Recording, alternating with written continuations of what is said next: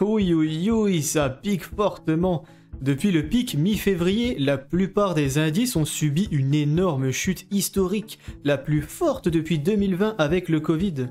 Le World, un ETF pourtant très fiable, a subi une chute de 18% en un mois et demi. C'est déjà colossal, mais c'est encore pire pour le S&P 500, avec moins 19,4%, et pire encore pour le Nasdaq 100 qui se rétame quant à lui de 24,15%. Tous ces ETF ont chuté plus en un mois et demi qu'ils ne rapportent en moyenne sur une année. Mais alors pour le Nasdaq 100 x2, là pour le coup on est encore sur une autre planète. Moins 40% en un mois et demi, c'est extrêmement douloureux. 1000 € mi-février ne sont déjà plus que 600 €, une variation très importante, surtout sur une période plus courte. J'étais personnellement à 15 000 € de plus-value et je ne pensais jamais revoir du rouge, mais ce vendredi, eh bien j'y étais effectivement. Mes 20 000 € dans le Nasdaq x2 se sont transformés en 13 000 €. Mais bon, ça ne me fait pas paniquer le moins du monde, et vous ne devriez pas non plus si vous avez investi proprement sur le long terme. Cette vidéo sera en deux parties. La première concernera la chute en elle-même, les raisons de celle-ci et pourquoi il n'y a pas vraiment de quoi paniquer. La deuxième sera beaucoup plus opportuniste. On verra comment retourner la situation et profiter de cette baisse pour aller chercher du rendement. Alors pourquoi cette chute se produit-elle ? Eh bien le marché boursier traverse un crash dû à plusieurs facteurs cumulatifs. Déjà, les signaux de ralentissement économique, comme la contraction de l'activité manufacturière aux États-Unis, ont érodé la confiance. Mais un élément clé qui pèse lourdement sur cette chute, ce sont les tarifs douaniers imposés par l'administration Trump. Ces mesures protectionnistes visant à protéger l'industrie américaine ont ravivé les tensions commerciales, notamment avec la Chine et l'Europe, faisant craindre une guerre tarifaire globale. Les entreprises dépendantes des chaînes d'approvisionnement internationales ont vu leurs coûts exploser, tandis que les investisseurs, anticipant une baisse des profits, ont déclenché des ventes massives. Aujourd'hui, cette spirale d'incertitude exacerbée par les politiques de tonton Donald a précipité une dégringolade très spectaculaire des indices, révélant la fragilité d'un marché déjà surchauffé. Voyons un exemple concret des effets néfastes des tarifs douaniers, comme ceux imposés par Trump, avec leur impact sur l'industrie automobile américaine. Imaginons que les États-Unis appliquent une taxe de 25% sur l'acier importé du Canada ou de Chine pour protéger les sidérurgistes locaux. Les constructeurs automobiles comme Ford ou General Motors, qui dépendent de cet acier pour fabriquer des voitures, voient leurs coûts de production grimper en flèche. Résultat, soit ils augmentent les prix des véhicules, ce qui réduit la demande des consommateurs, surtout avec une inflation déjà élevée, soit ils rognent sur leurs marges, ce qui pèse sur leurs bénéfices et donc leurs cours en bourse. De plus, si le Canada riposte avec des tarifs sur les exportations américaines, les ventes de voitures made in USA chutent à l'étranger. Ce cercle vicieux freine la croissance, détruit des emplois dans les secteurs exportateurs et alimente l'instabilité boursière, comme observé dans le crash actuel du coup. Et à mon avis, ce crash, bien que basé sur des inquiétudes réelles comme les tarifs de Trump et l'inflation, semble exagéré, car il repose aussi sur une panique irrationnelle.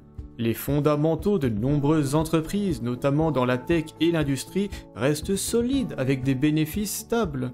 Les droits de douane américains, bien qu'ils perturbent, ne vont pas détruire l'économie en une nuit. Les marchés ont déjà surmonté des chocs similaires par le passé. La chute brutale des indices reflète plutôt une surréaction émotionnelle des investisseurs, amplifiée par des algorithmes de trading, plutôt qu'une faillite systémique imminente. C'est une tempête dans un verre d'eau, en gros. Comme je vous l'avais mentionné dans une autre vidéo, le marché est comme un élastique qui peut s'étirer vers le haut et le bas, mais plus vous le faites et plus il sera difficile de conserver cette position, l'élastique ayant irrémédiablement envie de retrouver sa position d'origine. Plus l'indice monte étrangement vite, plus des investisseurs particuliers et pros se diront qu'il est temps de revendre pour encaisser des bénéfices, ce qui peut entraîner un mouvement de foule. Plus l'indice descend étrangement bas, plus des investisseurs particuliers et pros se diront qu'il est temps d'acheter pour profiter d'un prix intéressant. Et cette fameuse position d'origine est d'environ 14 ou 15% par an pour le Nasdaq 100 historiquement. Donc tout va bien, pas besoin de paniquer, ces turbulences n'ont rien d'exceptionnel, on a vécu ça des centaines de fois, et si vous avez bien investi de l'argent dont vous n'avez pas besoin sur le long terme, il n'y a strictement aucun souci à vous faire. Ne vendez pas, cela n'aurait aucun sens. Si vous souhaitez passer à l'action, eh bien il vaudrait mieux faire précisément l'inverse. Voyons maintenant comment faire pour profiter de cette chute qui est en fait une belle opportunité. Il y a beaucoup de choses faisables avec des instruments financiers avancés, mais je vais essayer de vous proposer des idées beaucoup plus simples. J'en distingue 4 et je vais vous les présenter de la moins à la plus risquée. Idée numéro 1, faire comme si de rien n'était. Les actions vont mal, donc c'est le moment d'acheter des actions et d'attendre tranquillement le rebond. Vous avez l'opportunité de les acheter pour beaucoup moins cher, et ce depuis le PEA, donc peu d'impôts à payer. Cette option est celle que je recommande réellement à monsieur tout le monde. Si votre tolérance au risque est parfaitement moyenne, c'est ce que j'aurais tendance à vous conseiller car les risques encourus sont presque inexistants. Enfin, ça c'est surtout vrai si vous utilisez un ETF solide comme le World ou le S&P 500 notamment. Pour aller chercher encore plus de rendement au prix d'un peu de sécurité, il y a cependant mieux à faire. Idée numéro 2, investir en ETF à effet de levier. Allez, rentrons dans le vif du sujet. Je pense que la plupart d'entre vous sont là pour ces 3 dernières stratégies. Le Nasdaq x2 a chuté de 40%. Donc si vous l'achetez maintenant et qu'il ne fait que remonter à son niveau d'origine, eh bien c'est déjà 40% dans vos poches. Ça peut prendre du temps, il peut éventuellement chuter encore un peu plus, mais quand il aura remonté, vous aurez réellement ces 40%. Pour un actif éligible au PEA en plus de ça, donc vos plus-values ne seront taxées qu'à hauteur de 17,2% quand vous les retirerez. Cette stratégie, certes un peu risquée, se révèle en fait assez sécurisée, dans le cas où vous redirigez simplement vos investissements mensuels. En effet, mettre 200 € sur le MSCI USA x2 plutôt que sur le S&P 500 une fois ou deux ne vous change pas grand chose. Donc je n'ai pas de problème à recommander cette stratégie si votre tolérance au risque est un peu élevée. Et s'il vous est possible d'obtenir des liquidités en vendant des choses encombrantes ou en travaillant un peu plus, elles fructifieront très bien de cette façon également. Idée numéro 3, revendre pour acheter du x2. Je ne recommande pas cette stratégie, ni la prochaine d'ailleurs, mais je trouve ça intéressant d'en parler quand même pour la science. Revendre vos ETF au plus bas peut sembler être une parfaite aberration. Pourtant, si vous utilisez cet argent pour racheter directement du x2, les maths seront de votre côté. En effet, un ETF x2 remontera beaucoup plus vite qu'un classique, donc en convertissant vos classiques en levier, eh bien vous profiterez mieux du rebond. L'idée est très simple, mais le risque encouru est plutôt élevé. Si le crash continue, vous le subirez encore un peu plus à cause de l'effet de levier, donc vos gains ne seront pas forcément si importants que ça à terme. Idée numéro 4, prendre un crédit pour acheter des ETF x2.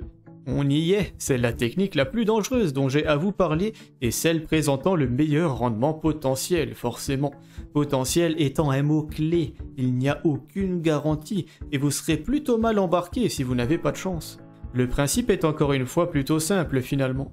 À l'heure actuelle, vous trouverez des crédits à la consommation aux alentours de 3,9%.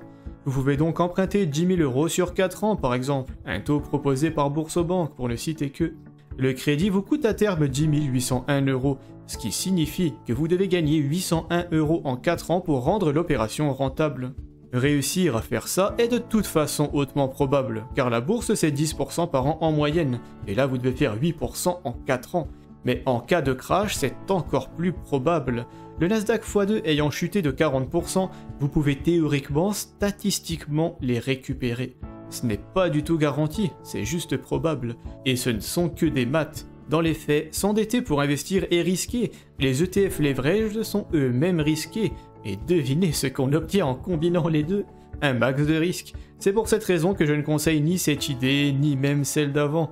Si vous souhaitez en apprendre plus sur le monde de l'investissement, j'ai 3 options pour vous. Allez voir mon guide gratuit en 7 vidéos, dont celle sur les actions apparaît en haut et en description. Posez vos questions en commentaire, c'est toujours un plaisir d'y répondre et de débattre. Enfin, pour des conseils plus approfondis et surtout personnalisés, je propose des sessions de coaching individuel rapides, efficaces et abordables. Plus d'infos en description. Mais sur ce, il est temps que je retourne voir l'état de mon PEA, et je vous invite à aimer la vidéo si elle vous a été utile, et à vous abonner à la chaîne si mon contenu vous plaît. Ciao.